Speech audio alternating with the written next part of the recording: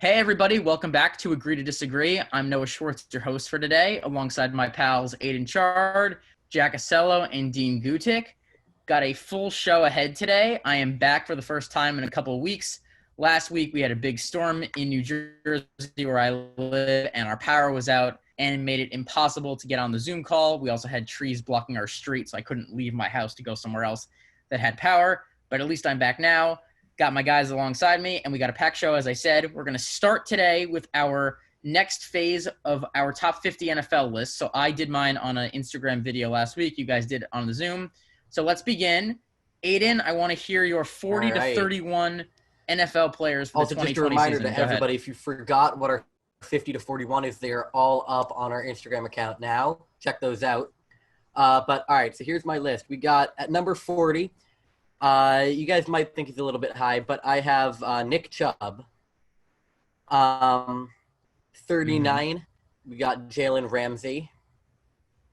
He's definitely lower than I think he would have been last season, but, you know, that happens when you make a big fuss to get off your team. 38, Marcus Peters. 37, and I already know I'm going to mess up this name because I always do. Tyrann Mathieu.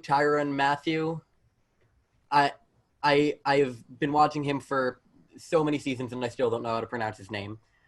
36, Saquon Barkley. 35, we got the first of the Bosa brothers, Joey.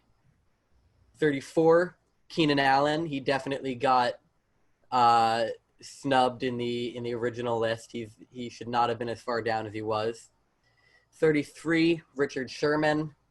32, another 49ers player, Jimmy Garoppolo. And 31, Alvin Kamara. Hey, all right. Jimmy G. You might disagree. I think that Jimmy G deserves a lot of praise for the success of the Niners last season. Yeah, same. I agree. You have him higher than I did. Yeah. I'll be surprised if you or Dean actually have him in your list at all. I am big on Jimmy G. No. Yeah, I saw him playing. I saw him playing when he was in New England. I thought he was going to be the heir to Tom Brady here. Yeah, and I'm a fan of Garoppolo. I think that he's a good franchise quarterback. I just think that, you know, the team wants to run because they have a good running attack and it was working. So why would they go to the pass? He's a good quarterback. He just needs more experience. Yeah. He is good. He is good. I'm not saying he's terrible. I just think there's probably 12 or 13 or more quarterbacks that I'd rather have than Jimmy Garoppolo, and I definitely did not even consider him for my list. But, you know, everybody's got their opinion. So Dean, he was one of the people who I locked in as soon as I knew I was doing this list. Dean, go ahead. You're up. All right, time for another controversial list and for Aiden to backlash. Number 40, Darius Leonard. Number 39, a little bit of an outsider, safety from Denver Broncos, Justin Simmons. Number 38, Tyrann Mathieu. Number 37, Brandon Brooks. Number 36, Dak Prescott. Number 35, Calais Campbell. Number 34, David Bakhtiari. I think is it Bakhtiari? Bakhtiari. Next one is Earl Thomas, Joey Bosa, then Harrison Smith. You have Harrison Smith higher than Earl Thomas? That's shocking to me. I think Harrison Smith's. You have Dak Prescott higher than like number 500? Yeah. You gave. Didn't you have, first of all, Aiden, didn't you have Dak Prescott on the list? No, Jack did. Oh, you had Dak Prescott. Okay. Actually, I think I did. Wait, no. I think I did actually, didn't you? I? You did not have Dak Prescott on your list, Aiden. You hate Dak Prescott more than I do.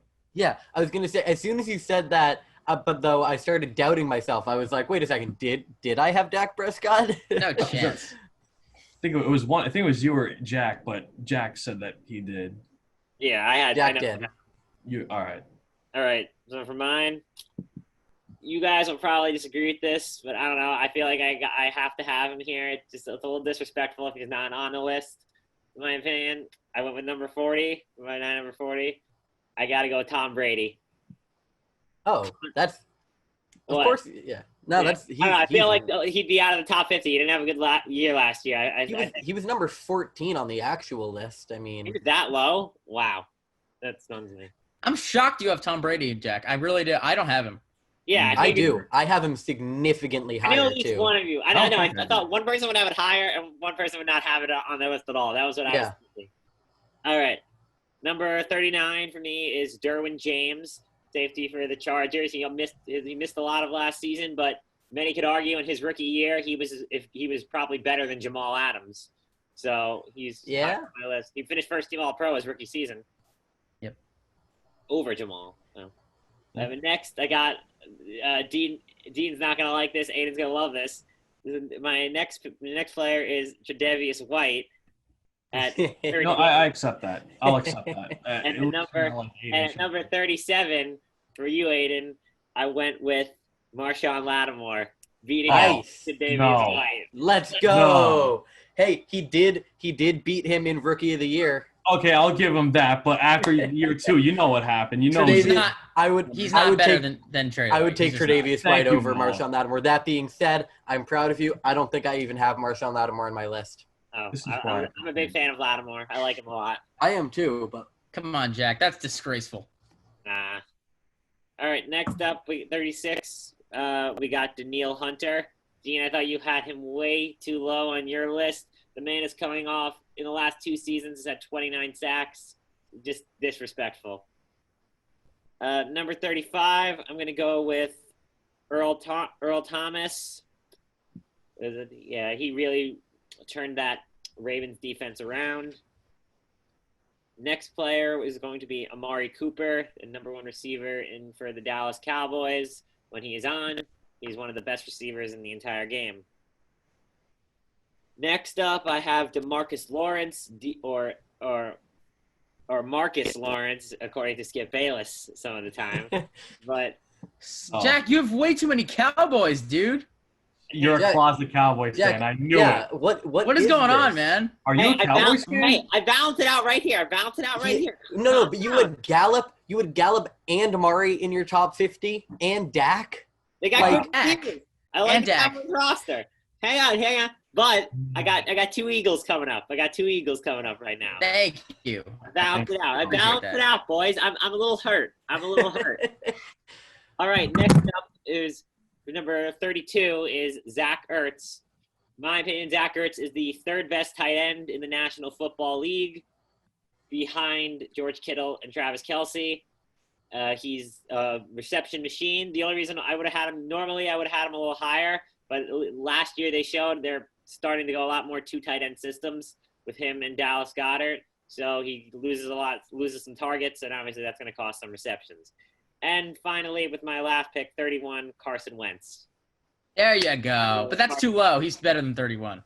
Thank God you put him higher than Dak. Yeah, thank God. Seriously. I'm glad you put. I'm glad you put Wentz. Knowing you, I was scared that you were gonna probably put Dak ahead of Carson Wentz, or who God knows who else. I'm realistic. I keep it real. Okay. I put Kyler Murray ahead All right, of both of I'm them. up. That's ridiculous. Come on. Carson Wentz is once in a million. He's phenomenal. Carson Wentz is phenomenal, but we still haven't seen him in a playoff game, and he's fragile. He's so fragile. You can't say Carson Wentz beat Dak with the practice squad. Just let that sink in. Exactly. Carson Wentz is better than Dak. You can't say Dak. Kyler Murray is better than Carson Wentz. Do you agree he's better than Dak? But you can't say I always disagree with this. Carson Wentz is not a generational talent when you have Pat Mahomes and Lamar Jackson. Those 2 are generational talents. But Carson Wentz was better than those guys just recently. He was the MVP. But he would have won the MVP if he didn't get hurt. Carson Wentz should have won the MVP. He'd be on the same playing field as those 2. Exactly. He'd be on the same playing field as those 2 guys. Lamar Jackson wasn't in the league yet, and Pat Mahomes was sitting behind Alex Smith. But they'd all have one MVP, and they'd all have the on the same in the same category there with that award. Like Round 1. Ding, ding, playoff appearances. He's fragile, as Aiden said. He is made of glass, and that is why I didn't put him on my list. I can't get past that. I bet we'll see. I'm going to predict right now. We'll see. Will we, guys? Let's all give a over. Will we see? What week will we see Jalen Hurts take over? We will see him by week 13. If not, we will definitely see him if the Eagles make the playoffs. He won't play at all. He'll be just the backup quarterback, or he'll play some weird sets or like they do in New Orleans. They That's it. could. Actually, I would love to see them do that. I would love to see more teams utilizing that. Anyways. All right, I'm up. My turn. Here we go. This is the best list of all. Oh, No. okay. Number 40, and this is a real quarterback for you. You guys put a bunch of Matt Ryan, a former MVP and one of the best quarterbacks in the world. He is so good. I love Matt Ryan. Matt Ryan. Number 39. Matt Ryan has been horrible since he won that MVP. He was 35 touchdowns and 7 picks just in 2019. Derek Carr was robbed of the MVP. But the year before. And what Derek Carr was robbed of the Kind of a MVP. 6-10 record. Ladies and gentlemen, this is why we're called Agree to Disagree, because we literally agree to disagree. Go got on. him a 6-10 record. And also, in 2017, the guy put up numbers similar to Jets quarterback Josh McCown, and Josh McCown missed the last 3 games of the season. Ever since Matt I Ryan. love Matt Ryan. I'm sorry. He's great. Derek He's a Hall Carr, of Famer. Matt Ryan. I No. don't know. Matt Ryan In that one season. In I'll take Matt over 2016, Derek. in 2016, Derek Carr Here we deserved the go. MVP. I will die on that hill. Okay. Good to know. Good. Die on it. 39, Minka Fitzpatrick. I love Minka. He's I great. agree with that. The centerpiece of that Pittsburgh defense now. 38, Chris Jones of the TJ Watt. champion Chiefs up front. What did you say? TJ Watt's the centerpiece of that defense. Stop. Fine. Okay. If not, it's Minka Fitzpatrick. 37. I think, Jack, did you have Daniil Hunter also at 37, or did you have him a little higher than I did? Maybe 36. I don't remember Okay. exactly. Right around the same area. He's a sack machine. Daniil Hunter is phenomenal. Number 36, Myles Garrett. Despite, let me say, the massive fight last year with Mason Rudolph and a spotty reputation, he is so phenomenal. 10 sacks in 10 games last year. So Myles Garrett definitely deserves to be on this list. 35, All right, Dean, this is see, for no one you, likes- my man. No one likes them dirty guys. No one likes them dirty boys. Yeah, I do. 35, Dean, this is for you, my man Trey White. He's great too. Yes. First team All-Pro last year, led the league in picks. Yes. 34, I know Better you're going to be a than little mine. upset at this one, though. I think Jalen Ramsey is slightly better than Tre'Davious White. Just slightly. I have him one I'll put spot Jalen higher. in his top 3, top 5, but I don't know if I would put him ahead. But Jalen's good. 33, Derrick Henry, the league leader in rushing touchdowns and rushing yards last year. Ooh, wow. he's You're something sleeping else, on man. him. You're sleeping on him.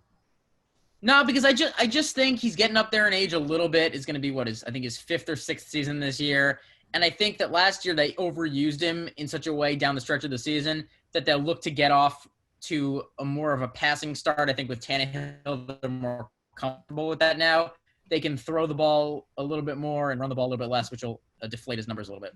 I mean, number more teams are gonna figure out 32. to stack the box. That's true. But I think that they have weapons now. AJ Brown and Corey Davis. They have enough guys to throw to from the beginning of the season that they won't have to be so reliant on the run game. That's what I think they'll do. Who's their Especially in a tight- weaker division, they can definitely look to do Who's that. their new tight end act? I liked him a lot. Jonu Smith. What's his name?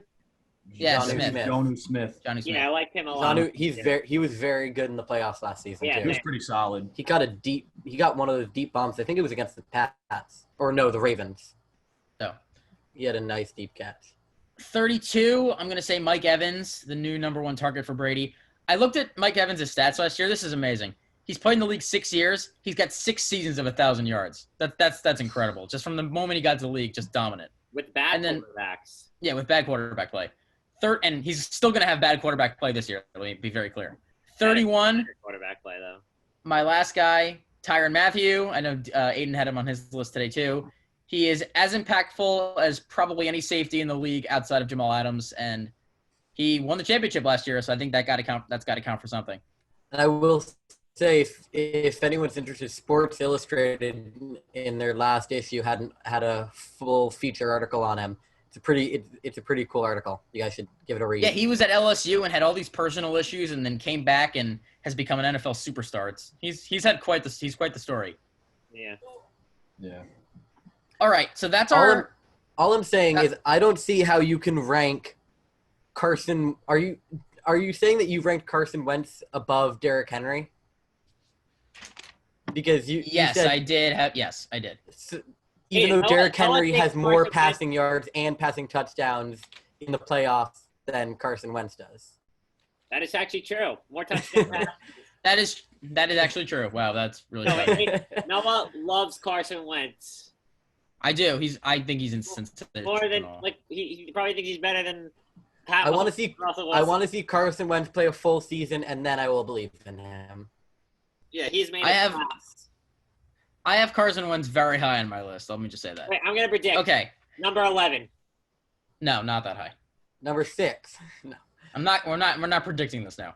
I'll tell it when we get to it. All right, fine. Okay.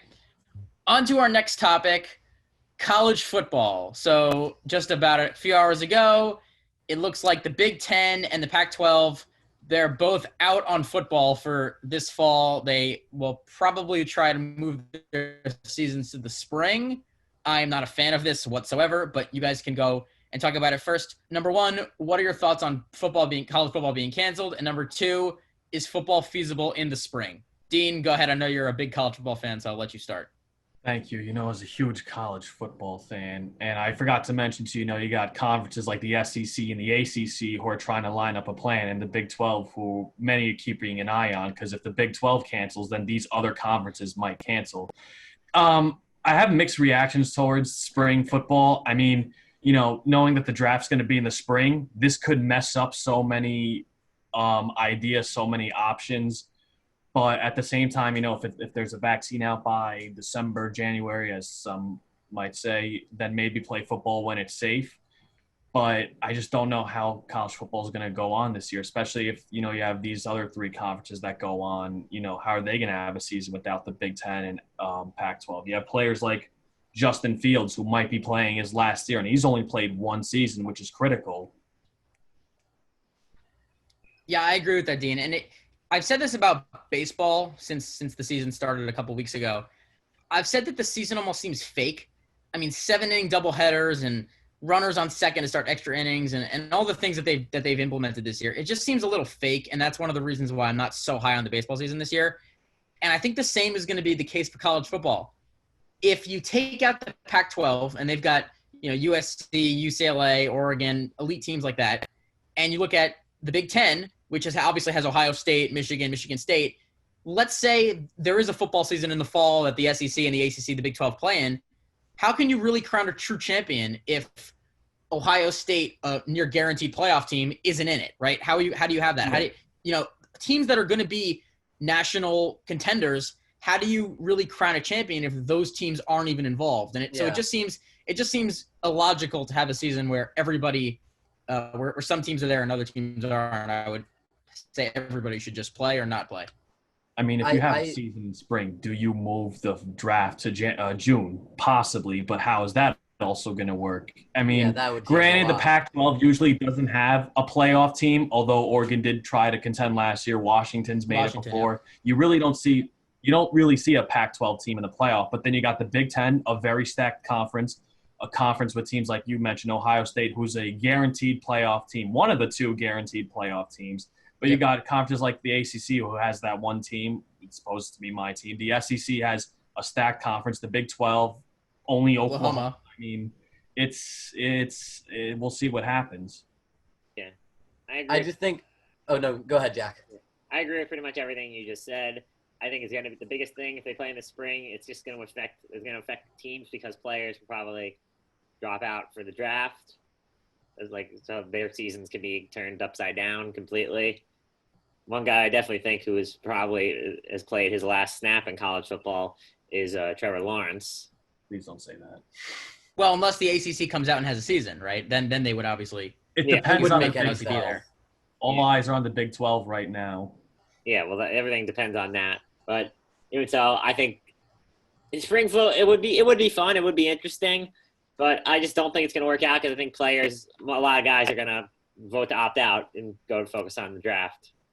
Yeah, I think in the case of this, I think there are two people who I want to quote. Urban Meyer just a little while ago, just before we started filming, said that there's no way that a spring football season is going to work. He was saying that because you can't ask college football students to play 2 seasons in 1 year. That is ridiculous to assume that they can do. Imagine having to play, March, May, or May, June, April, May or May, June, and then having to go back and do it again in November and December. Like, that is so incredibly difficult to do. And well, the health not to aspects mention, would just be, it would be, I mean, the amount of players that would be hurt. not to mention what you guys were saying about the draft and how this changes that and the national championship. You know, it's going to be crazy if a spring season happens. And the other person I want to quote is just our former sports editor from the Ithacan, Emily Adams. She tweeted earlier today, I just think it's funny how everyone is acting like this is about the athletes, but no one argued when D2 and D3 canceled fall championships, and no one is talking about the hundreds of non-football athletes. Just say money is your only concern and go. And I think she makes a really good point that, you know, nobody has mentioned soccer. No one has mentioned field hockey. No one has mentioned, you know, swimming. All of these other fall sports that happen because they don't make as much money as football does. And nobody cared when D2 canceled stuff. Nobody cared when D3 canceled stuff because it doesn't make as much money. Yeah. And it's kind of ridiculous that the Big Ten cares so much about money that they're going to tell their players that they have to play when leagues like the Liberty League, granted, no one from the Liberty League is going to the NFL, but it doesn't mean their lives and their families' lives matter less just because they're more likely to become pro. Yeah. Yes. I agree with that. I mean, you have some players like, you know, who are upset, such as Justin Fields, who tweeted out shaking my head and declined to comment when asked for one. You have Trevor Lawrence, who's trying to keep try to rally up the group. You have the players who might think I sent it to, I think it was Noah, try to start their own union. The Big 12, the ACA, like their own conferences have their own players union. And then you guys have guys like Greg McElroy. And I want to get your guys' thoughts on this. Greg McElroy, Jack, no, I know you know that name. Oh, I do. He said that the Big 10 and the Pac-12 made too early of a decision to cancel the season. I mean, what do you guys? No. No. That's ridiculous. They made too late of a decision, in my opinion. I don't even know if spring's going to work. It's now or never, honestly. I think we all agree here, which is very rare. We all agree. Yeah. But here's the thing, though. What I'm a little confused about is why the NFL is going to try and go ahead and have a regular season without a bubble. I mean, it looks like they're going to enforce a bubble.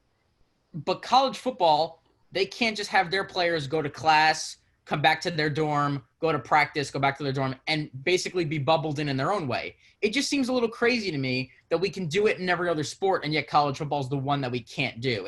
That's the thing that surprises me a little bit, is why they just don't put in the right protocols to make it feasible, right? As long as the people in charge put in the right rules and people follow them, I don't see why it wouldn't work. I just think that you can't bubble a college team because, like you said, they also have to be students. They're students first. College student athletes are student first. Yes. Students first. And so if you were to put all of the Big Ten teams in a bubble, and then you also have to account for all the students who work for the team as student managers, coaches, trainers, whatever, they're all in the bubble. So none of them can leave to go to class, can leave to hang out with friends outside of football. They're all in that bubble taking probably online classes. And it's not really fair to force students to take online classes or, like, you know, your choice is to take in-person classes or play your sport. And that's not fair. They should just make a mandatory decision. For us, right? And we're just normal college students. We're not football players or anything.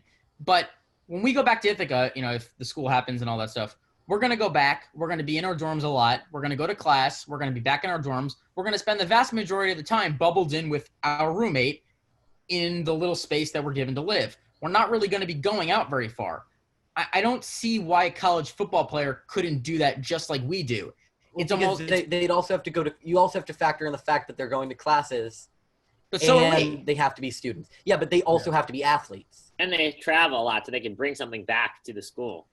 I think that's the big. You're probably right, Jack. And Travel's you probably the can't- big part of it. And you can't suppose you put all of the Big Ten teams in a bubble, just for instance. You know, where are you going to put them?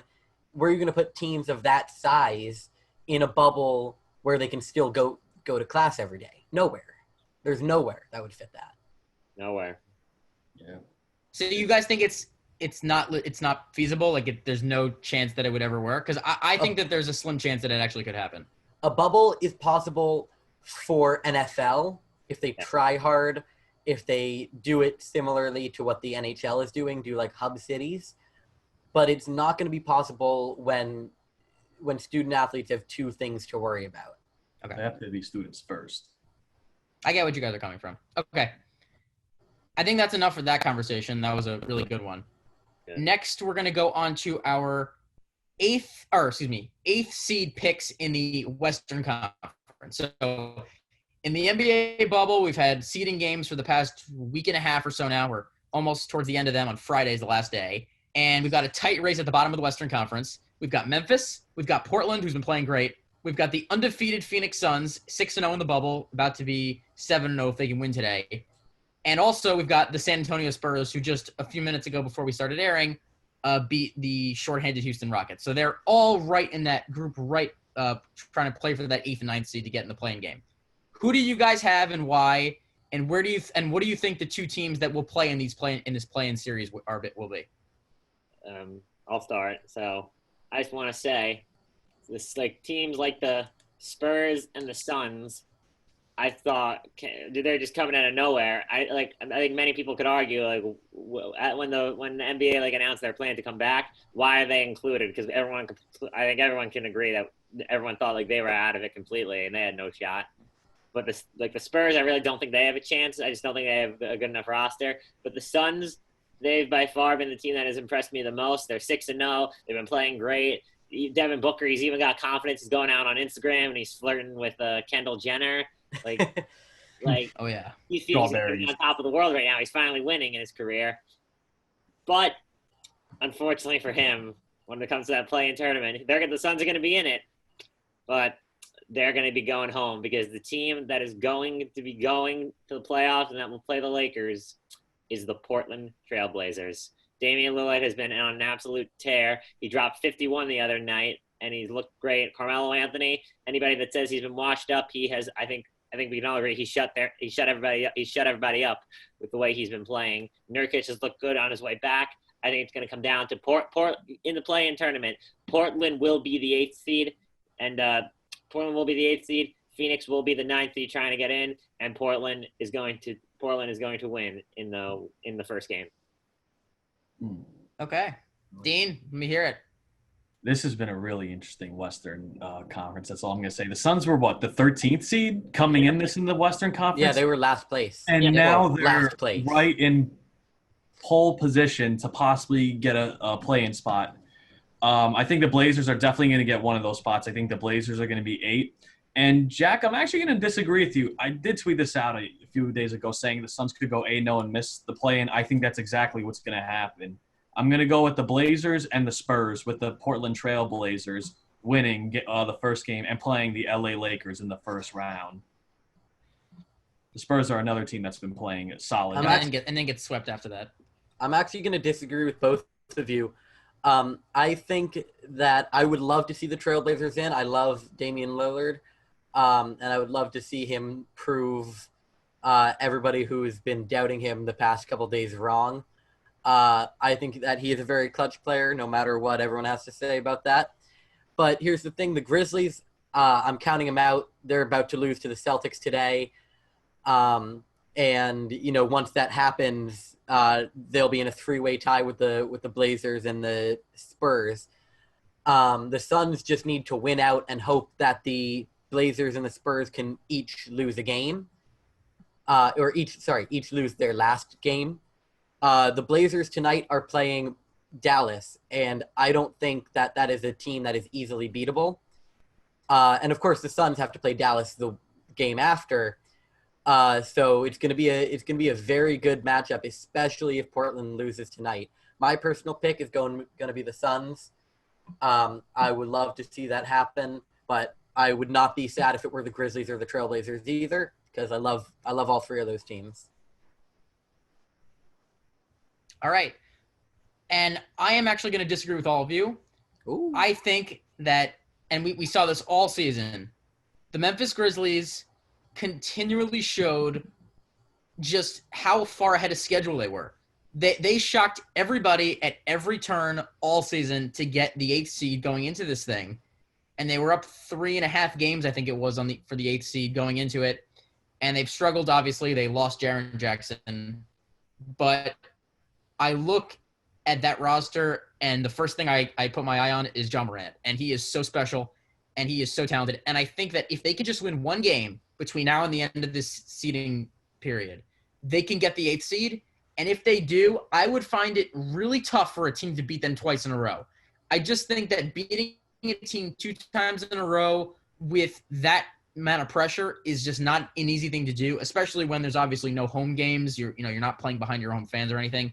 So I do think that Memphis will hold on. I think they're going to win at least one game between now and the end of this. They'll get the 8th seed. They'll play Portland, I would assume. I think Memphis will, I think the Phoenix actually will lose maybe a game between now and the end of this, probably get the 9th seed, the 10th seed. And it will be Portland for facing Memphis, and I think Memphis will win the second game of that. I think Portland will win the first game, and I think Memphis will win the second game, and they will face the Lakers, and then right after that get swept.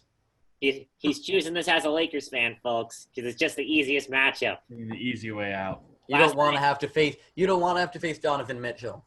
The Lakers are going to lose to the Suns in the first round. Let me tell you something.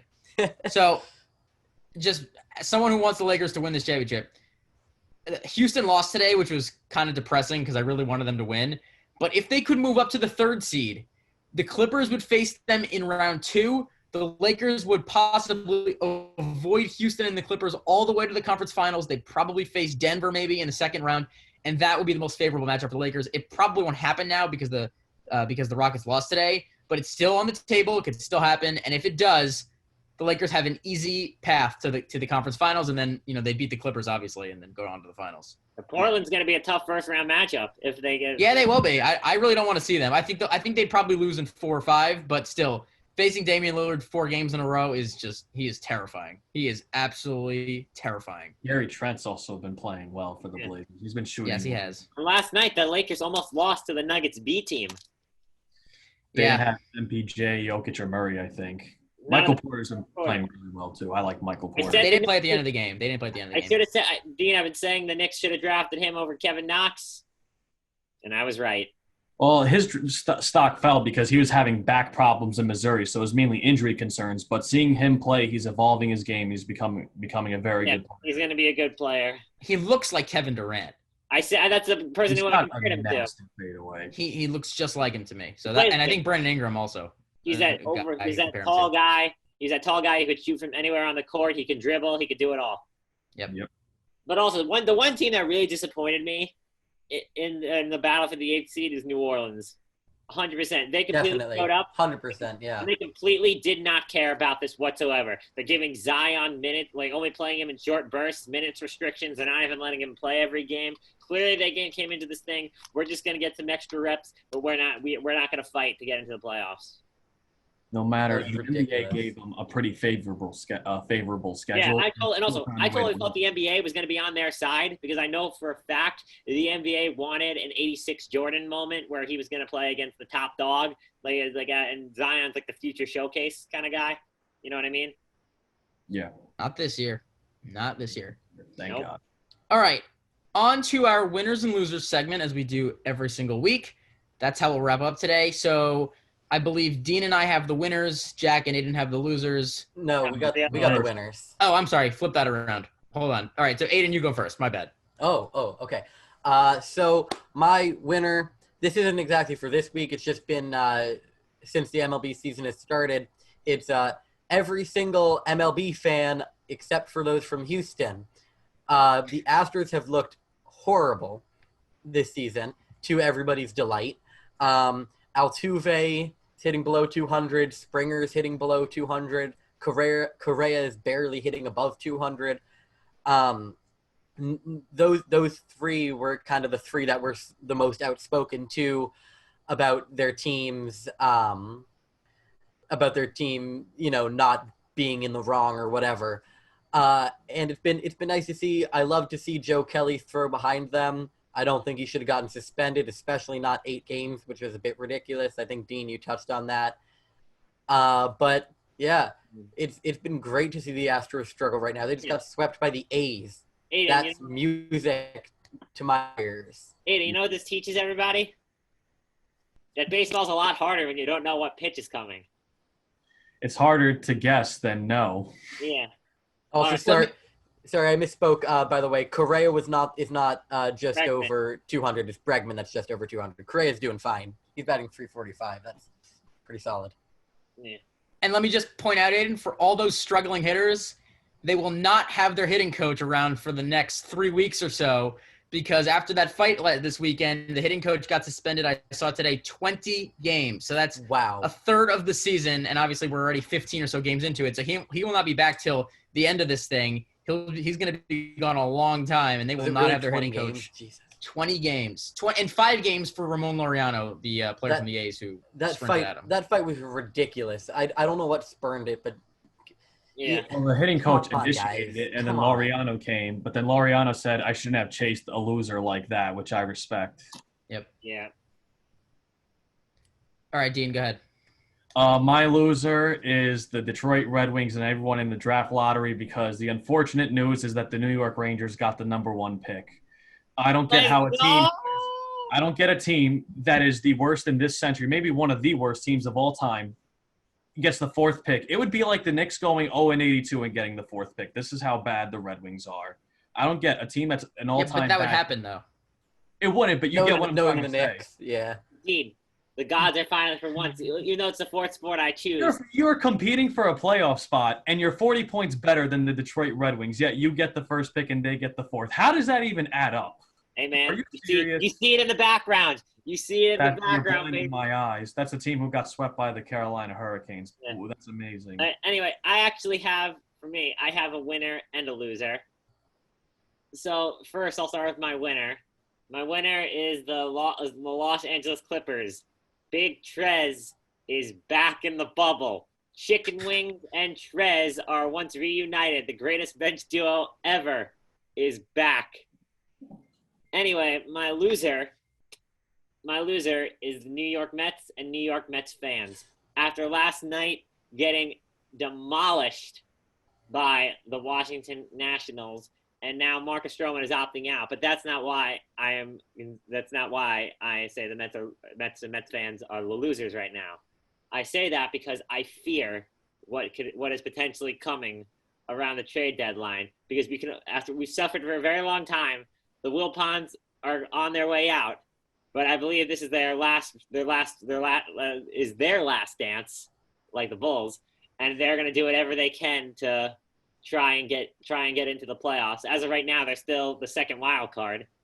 So it's like, I'm afraid they're going to trade young pieces or whatever Brody's been doing and make another horrible move that's just going to come back to bite us once a new owner takes over. We already screwed us with Jared Kalelnik, and now that Marcus Stroman has opted out, that trade was a failure because he's not going to be here. I fear what is coming at the trade deadline.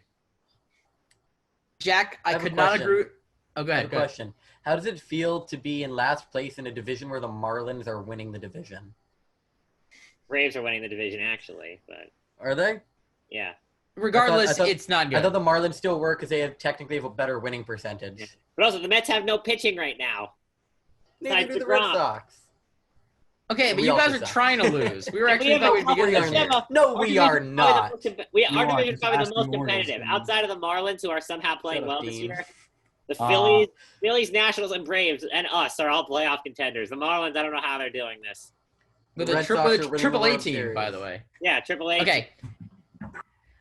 So my loser, and I was going to say Marcus Stroman and the Mets and Mets fans, all that stuff, but I didn't want to take Jack, so I figured he would say that. So I am going to go with Paul George and Patrick Beverly, calling out Damian Lillard at every turn on the bench, on Instagram, everywhere they could to try to make Dame look like an idiot. And, of course, it flipped the opposite way on them because Dame was the one that the next day went out and dropped 51 points on the Sixers' heads, and they're probably going to get the 8th or 9th seed, maybe have a chance at winning this seed tournament, and it just looks terrible. It's a terrible look. I mean, Paul George, you got sent home on a ridiculous shot last year by Damian Lillard. Patrick Beverley, the same thing happened to you a number of years ago, and yet you're still calling out the great Damian Lillard. It is so stupid, and pointless, and I just felt awful for Clipper fans that see that. 2 free throws, and he knows he choked that game away. He lost. Okay, I'm sorry.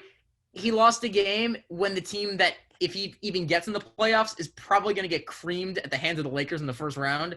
Either way, he sent the stacked Oklahoma City Thunder team home last year with Russell Westbrook and Paul George, 2 guys who were MVP candidates, sent them home, sent the James Harden, Patrick Beverley, Dwight Howard, Houston Rockets home in 2014, did that. And the guy made the Western Conference Finals last year when those two teams did nothing, and yet they're the ones that are talking. It just doesn't make any sense to me. Noah, this is part of their plan. They're trying to motivate Damian Lillard because they know that he's going to beat the Los Angeles Lakers, and that then they'll get destroyed when it comes to whoever they play next. First of all, they barely got by a Sixers team who didn't have Embiid or Embiid got hurt, and then Ben Simmons. And second, what was it? You lost to Rodney Magruder, which Noah, you were happy about because you wanted the Blazers to lose that game. I did want the Blazers to lose that game, and I hope they lose every game from here on out. They are really good. Let me tell you. They do look good. The 2 games they've lost since the restart, they lost by 4 and 5. Yeah. So the Blazers have enough size to compete with the Lakers, and the Lakers have nobody who can guard Damian and CJ. Okay, but no one has anyone who can guard Damian. Yeah. What about people that can guard LeBron and Anthony Davis? They don't have that either. Carmelo Anthony I can guard LeBron when he wants to. Yeah, Aiden, you definitely can have Toon Squad jersey. My Toon Squad jersey. Yes. We got Taz on the back. Skip Bayless had an interesting argument today about Damian Lillard on the saying he went 8 for 26 and he's one of the worst fourth quarter performers, and I thought that was a nice little jab back at Damian Lillard. Dame called him up. No, apparently he called Dame. Oh, but anyway, that's not the point. Who believes what anything Skip says? So let's. All I know is this: Carmelo Anthony has something to prove. He can play defense when he wants. The winner's Carmelo Anthony. He's number 15 now on the all-time scorers list, I think. Good for him, man. And he will be the man responsible for guarding LeBron James. All right. Anyway, that's it for the episode today. We will be back soon. Make sure you check us out on social media, also Instagram, on Twitter as well. Check out our YouTube. Check out our friends at 1306 Sports. We are trying to be more active on social media going forward, so make sure you look out for some new posts and some stories that we're going to put out there. So make sure you do that. And we'll be back with an episode again next week. And we may have a special guest. I know Jack mentioned it on the last episode. Sooner rather than later, hopefully we get a special guest, a very special guest on the show. So make sure you look out for that.